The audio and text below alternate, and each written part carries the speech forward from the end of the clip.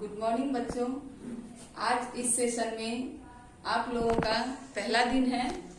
आप लोग स्टैंडर्ड 3 से स्टैंडर्ड 4 में आ गए हैं और अब हम इस क्लास में पार्ट 1 में जो कविता है, कविता का नाम है कुछ काम करो, जिसके लेखक हैं मैथिली शरण गुप्त।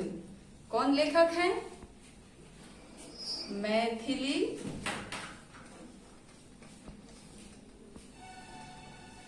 शरण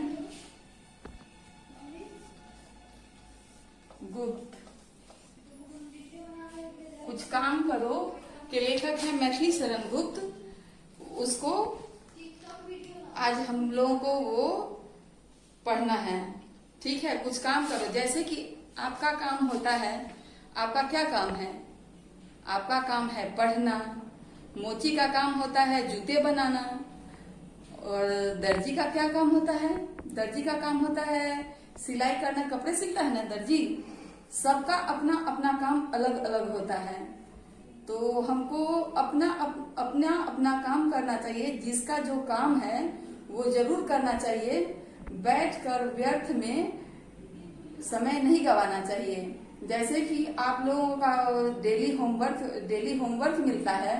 अगर आप लोग डेली इसको समय पर कर लेते हो अपने रूटीन के हिसाब से, जैसे कि सुबह में आपका काम होता है जल्दी उठना, ब्रश करना, ब्रश करने के बाद आप लोग नहाते हो, नहाने के बाद खाना खाते हो, उसके बाद स्कूल आते हो और स्कूल में पढ़ाई करने के बाद जो भी होमवर्क आप लोगों को मिलता है, अगर वो तुम कल के भरोसे पे छोड़ देते हो तो तुम लोग का जो वो दिन है व्यर्थ चला जाता है।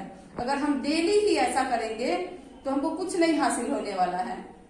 डेली हमारा समय व्यर्थ जाएगा। और हम मनुष्य हैं, तुम भी मनुष्य हो ना। मनुष्य हो तो मनुष्य का काम होता है अपना अपना काम करना। जैसे कि तुम्हारा काम है डेली पढ़ाई करना, स्कूल जाना, शाम के समय खेलना और स्कूल में दिए गए होमवर्क को पूरा करना। अगर डेली तुम अपने काम को करोगे तो एक दिन एक सफल व्यक्ति बनोगे। इसीलिए हमको अपना अपना काम करना चाहिए। और हम लोग एक मनुष्य हैं, आदमी है, तो आदमी का कर्तव्य होता है उसको जो दिया गया है काम वो करना। जैसे कि अभी बताया ना हमने, जो मोची का काम होता है जूते सिलना, दर्जी का काम होता है सिलाई करना, टीचर का काम होता है बच्चों को पढ़ाना, और स्वीपर भी होते हैं, स्वीपर का काम होता है रोड वगैरह की सफाई करना, झाड़ू लगाना। आपके जैसे कि आपके स्कूल में अंकल जी आते हैं, उनका क्या काम है? वो आप लोगों के स्कूल की देख रेख भी करते हैं, वेल भी बजाते हैं।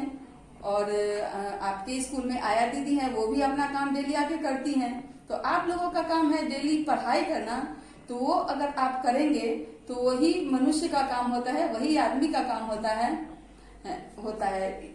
इसलिए आज हम लोग का ये तो शीर्षक है कुछ काम करो। ये कविता पाठ हम लोग करेंगे जो मैथिली शरण गुप्त द्वारा लिखी गई है। इसके राइटर कौन है? मैथिली शरण गुप्त इस कविता के राइटर हैं। अब हम इस कविता को पढ़ के आप लोगों को बताएंगे और ठीक उसी तरह आप लोग कविता पाठ कीजिएगा।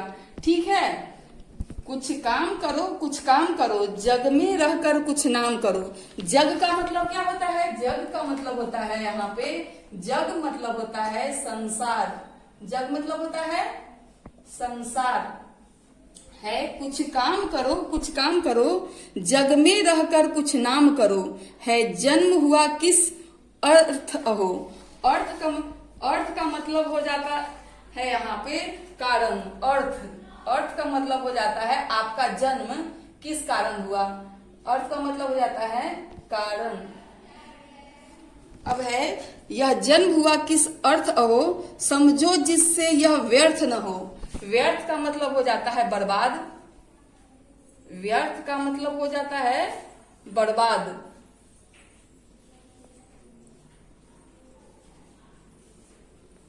यह समझो जिससे यह व्यर्थ न हो, कुछ तो उपयुक्त करो तन को, नर हो न निराश करो मन को। उपयुक्त का मतलब होता है योग्य। यहाँ उपयुक्त का मतलब होता है योग्य। योग स्टार्ट करें। नर का मतलब होता है मनुष्य। नर हो न निराश करो मन को, प्रभु ने तुझको कर दान किए। कर का मतलब हो जाता है, कर मतलब हाथ। आपको भगवान ने 2 हाथ दिए हैं काम करने के लिए। हाथ, कर का मतलब हो जाता है हाथ। प्रभु ने तुझको कर दान किए, सब वांछित वस्तु विधान किए। मतलब ये हो गया, वांछित मतलब होता है इच्छित, और विधान मतलब होता है नियम। वांछित मतलब होता है इच्छित, और विधान मतलब होता है धो में आकार धा, और नव विधान मतलब हो जाता है